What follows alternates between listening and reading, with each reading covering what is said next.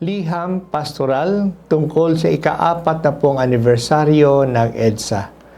Pakinggan po man natin ang sinulat sa Aklat ng Awit 37, 37, 38. Doon po nakasaad ang sinabi sa atin ng Diyos sa banal na kasulatan.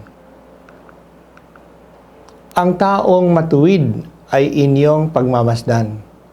Mapayapang tao'y patuloy ang angkan. Ngunit wawasakin ang lubos na masama, lahi lilipulin sa balat ng lupa.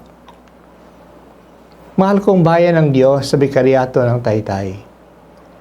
Sa ika-25 araw ng Pebrero ng taong kasalukuyan ay ipigdiriwang natin ang ika-40 anibersaryo ng EDSA People Power.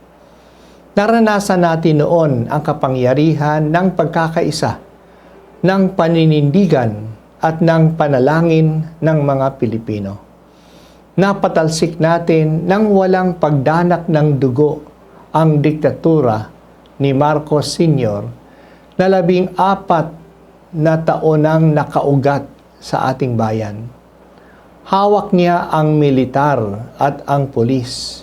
Ngunit hindi kumilos ang mga ito laban sa kanilang kapwa Pilipino na mapayapang nananalangin. Ipagdiwang natin ang anibersaryong ito ng may pasasalamat, pagsisisi at pag-asa at sama-samang pagkilos. Magpasalamat tayo sa Diyos sa pangyayaring iyon na 40 taon ang nakaraan. Iyon ay isang himala ng Diyos. Pinatunayan ng Diyos sa atin na hindi niya tayo pinababayaan. Ang ating debosyon sa mahal na ina at pagtitiwala sa lakas ng panalangin ay talagang maaasahan. Hanggang ngayon, patuloy tayong nagpapasalamat sa Diyos. Ito'y patotoo na mahal niya ang ating bayang Pilipinas. Sa ating pagbabalik tanaw sa pangyayaring iyon, tayo rin ay nagsisisi. Hindi natin pinanghawakan at pinahalagahan ang grasya ng Diyos. Binigyan na tayo ng pagkakataon na mabago ang sistema ng ating politika, pero hindi natin ito pinahalagahan. Naging kampante tayo. Akala natin sapat na mawala ang diktadura at magbabago na ang kalagayan ng ating bansa. Bumalik ang mga dating politiko o napalitan sila ng mga taong dala-dala pa rin ang dating pamamalakad sa maduming politika. Nanatili ang korupsyon at lalo pang tumindi. Patuloy na namimili ng boto ang mga politiko at patuloy namang ipinagbibili ng mamamayan ang boto nila. Pinagbawalan na ang political dynasties ng bagong salikang batas, pero patuloy pa rin ito kasi hindi inaaksyonan ng mga mambabatas natin ang ganitong panukala ng bagong batas dahil sa ang karamihan sa kanila ay bahagi ng political dynasties. Nandiyan din ang pang-aapi sa mga manggagawa. Hindi na ibahagi ng maayos ang lupa sa mga magsasaka. Hindi na papahalagahan ang mga mangingisda at mga katutubo. Nagsisisi tayo. Nagpabaya tayo. Naging bahagi ulit tayo sa dating sistema sa pagbebenta natin ng ating boto at sa pagpapadala natin sa mga politiko na humahawak sa atin. Pero hindi pa huli ang lahat. Huwag po tayong mawala ng pag-asa. Alalahanin natin ang pangako ng EDSA. Isabuhay natin ang EDSA. Nagkaroon ng EDSA kasi tayo'y sabay-sabay na nanindigan. Hindi tayo nagpabaya o nagpadala sa takot. Magagawa din natin ito ngayon. Siyasatin natin ang mga ginagawa ng mga tao na pinili natin sa halalan. Kung hindi sila tapat sa kanilang paglilingkod, bitiwan na natin sila. Kahit na sila pa ang nagbibigay sa atin ng ayuda o ng sahod ngayon.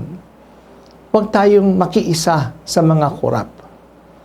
Dito sa Palawan, huwag tayong magpadala sa mga politiko ng ating kalikasan ay sinisira o pinagbebenta sa ngalan ng kaunlaran. Walang tunay na kaunlaran kung ang biyaya ng kalikasan ay nasisira. Mas mahirap ngayon ang ating kalagayan na manindigan sa katarungan kasi nilinin lang tayo ng mga fake news. Gumagastos ang mga politiko ng malaki sa social media upang hindi natin makita ang katotohanan. Pero mas matalino tayo kaysa kanila. Binigay sa atin ni Jesus ang Espiritu Santo upang gabayan tayo sa buong katotohanan. Kung talagang naghahanap tayo ng katotohanan, hindi tayo malilin lang. Sinabi ni Jesus na kung tayo ay naghahanap, matatagpuan natin ang hinahanap natin.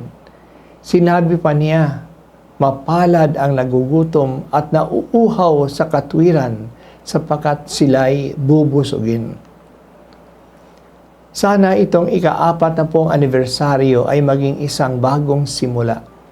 Paningasin uli natin ang apoy ng EDSA. Maging matapang uli tayo na manindigan para sa bayan. Magkaisa tayo sa pagdarasal para sa ating leaders ngayon. Habang ipinagdarasal natin sila, hilingin natin sa kanila na maging tapat sila sa kanilang paglilingkod. Singilin natin sila sa tiwalang inilaan natin sa kanila. Ito ang ating paninindigan, pagkakaisa at panalangin para sa mahal nating bayang Pilipinas.